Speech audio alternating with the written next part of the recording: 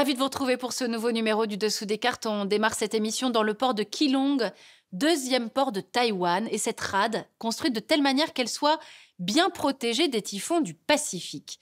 Le Pacifique, cet océan gigantesque sur lequel nous vous emmenons naviguer cette semaine, au moment où nous, en France, en Allemagne, regardons vers l'Europe, vers l'offensive russe en Ukraine, beaucoup font la comparaison avec les ambitions de Pékin sur Taïwan.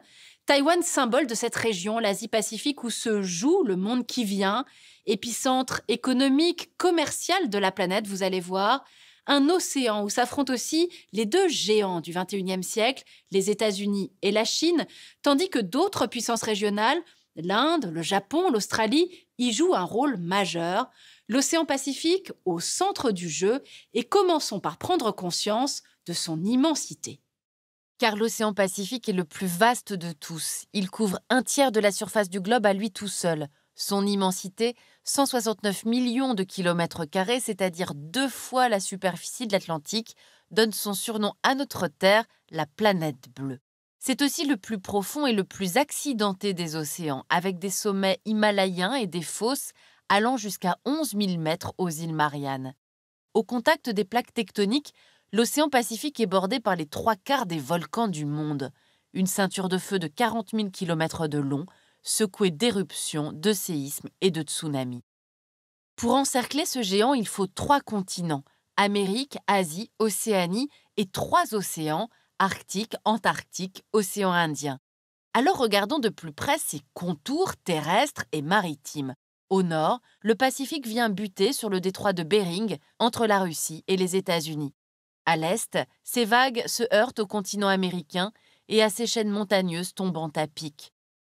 Au sud, du Cap Horn au cap de Lowen, le Pacifique s'ouvre grand sur l'océan Antarctique. À l'ouest, enfin, il longe les lignes sinueuses du continent asiatique, de la Russie à la pointe de l'Asie du Sud-Est, et les nombreux archipels qui le bordent, du Japon à l'Indonésie. Puis il enserre l'Océanie, Papouasie-Nouvelle-Guinée, côte orientale de l'Australie, Nouvelle-Zélande et toute une myriade d'archipels sur lesquels nous reviendrons tout à l'heure. Les nombreux pays qui bordent le Pacifique possèdent une zone économique exclusive, une ZEE, que vous pouvez voir à présent sur cette carte. Il s'agit d'une bande de 200 000 marins au large des côtes, sur laquelle ces États ont des droits souverains et économiques. Et en effet, l'océan Pacifique est généreux en ressources. Ces poissons et crustacés fournissent des protéines à des milliards d'humains. Vous voyez ici les grandes zones de pêche. Mais ces réserves halieutiques sont aujourd'hui menacées par la surpêche et la pêche illégale. Dans ces profondeurs, on trouve aussi des minerais, manganèse, cobalt, nickel et cuivre sous forme de nodules, qui pour le moment sont encore protégés de l'exploitation, mais intéressent beaucoup l'industrie.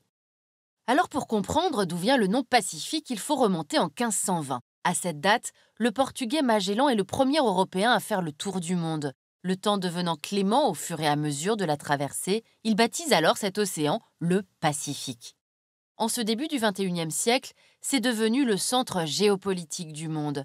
Depuis 20 ans, l'économie mondiale a en effet basculé de ce côté-ci du globe, entre les États-Unis, 25% de la richesse produite dans le monde en 2021, et la Chine, 17%. Conséquence, l'océan Pacifique est une voie de passage de premier ordre. Il accueille l'un des plus importants trafics maritimes de la planète. Vous voyez ici les principales routes des navires qui le sillonnent. S'y concentre également un immense réseau de câbles de communication sous-marins, indispensable au fonctionnement de notre monde ultra connecté.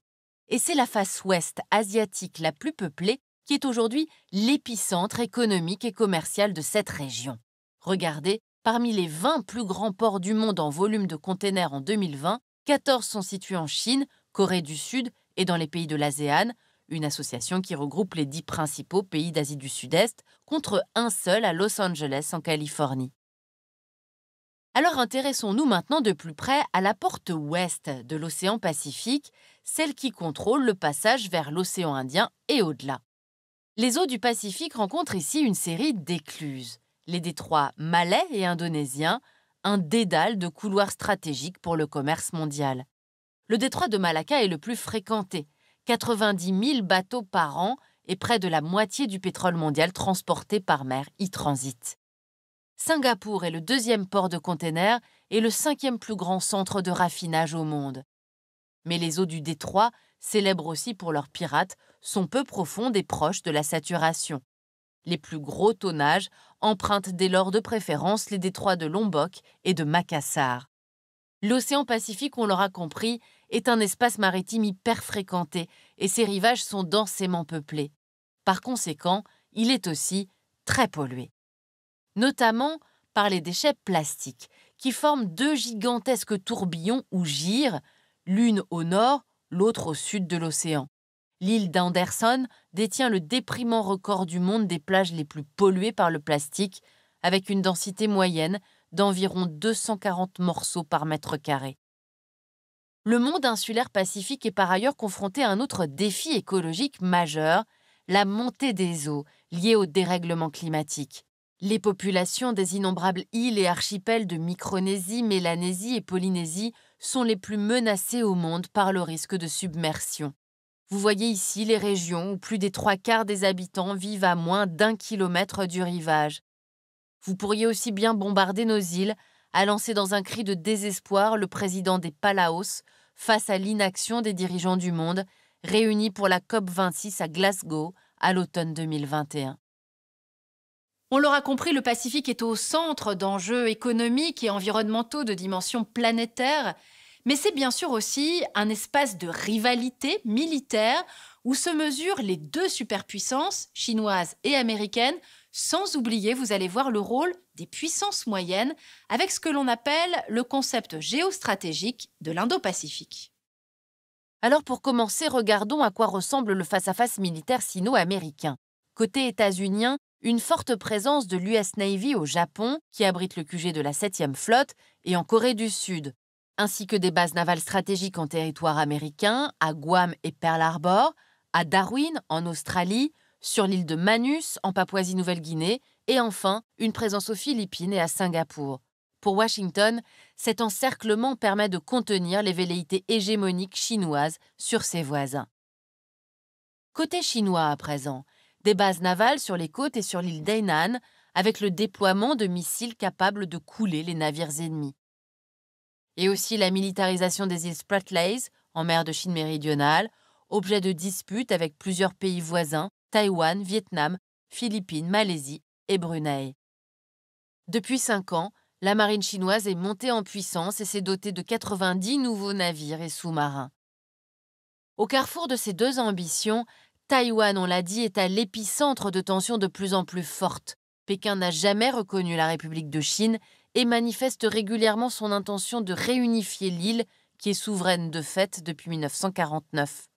Pour les États-Unis de Joe Biden, qui fournissent armes et aides militaires à Taïwan, l'annexion serait un casus belli. Alors voyons maintenant quel est le rôle des puissances moyennes dans ce grand jeu indo-pacifique. L'Australie, puissance régionale, tente de dominer ses proches voisins, et notamment la Papouasie-Nouvelle-Guinée, où elle cherche à contrebalancer l'influence chinoise. La position géopolitique de l'ancienne colonie britannique est en équilibre délicat entre la Chine, son premier partenaire commercial, et ses alliés occidentaux historiques, États-Unis et Royaume-Uni au premier rang. En septembre 2021, les 3 États ont annoncé la création d'une nouvelle alliance, AUKUS, qui prévoit l'acquisition par l'Australie d'au moins 8 sous-marins à propulsion nucléaire américains. L'objectif du gouvernement de Scott Morrison est de limiter le grignotage chinois en envoyant un signal fort à Pékin, accusé d'espionnage et d'intrusion malveillante sur le sol australien. Mais Canberra a de ce fait rompu un accord pour l'achat de sous-marins français, provoquant une crise diplomatique avec Paris. La France, justement, une puissance nucléaire qui, rappelons-le, a testé la bombe sur des atolls du Pacifique entre 1966 et 1996, a elle aussi bien des ambitions dans la région.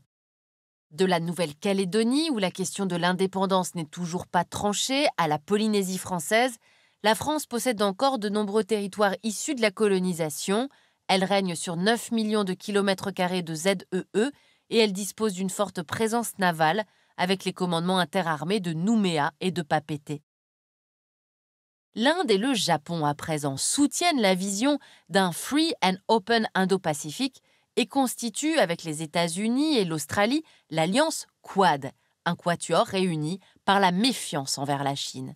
Mais tensions politiques et militaires ne doivent pas faire perdre de vue une réalité, l'interdépendance des économies des pays de l'Indo-Pacifique. Regardez cette carte des membres du Regional Comprehensive Economic Partnership: Inde, Chine, Corée du Sud, Japon, ASEAN, Australie, Nouvelle-Zélande. Entré en vigueur en janvier 2022, le plus grand accord commercial du monde concerne 3,5 milliards d'humains. Au début du XXIe siècle, on considérait que l'Asie-Pacifique jouissait d'une stabilité comme elle n'en avait pas connue depuis la fin de la Seconde Guerre mondiale. Mais il existe aujourd'hui, vous l'avez vu, des conflits latents, le conflit potentiel autour de Taïwan, on l'a dit, les ambitions expansionnistes de la Chine dans la région, sans oublier la guerre civile inachevée entre Corée du Sud et Corée du Nord. Récemment encore, des experts américains considéraient que la situation dans la péninsule coréenne était peut-être la menace la plus préoccupante en matière de sécurité mondiale. C'était bien sûr avant l'offensive russe sur l'Ukraine. Pour aller plus loin, la revue de l'IFRI Politique étrangère a publié à l'automne 2019 ce numéro qui interroge le concept d'Indo-Pacifique. Ainsi s'achève ce nouveau numéro du Dessous des cartes. Rendez-vous bien sûr la semaine prochaine, même endroit, même heure. Et d'ici là, n'oubliez pas notre site internet arte.tv. À bientôt.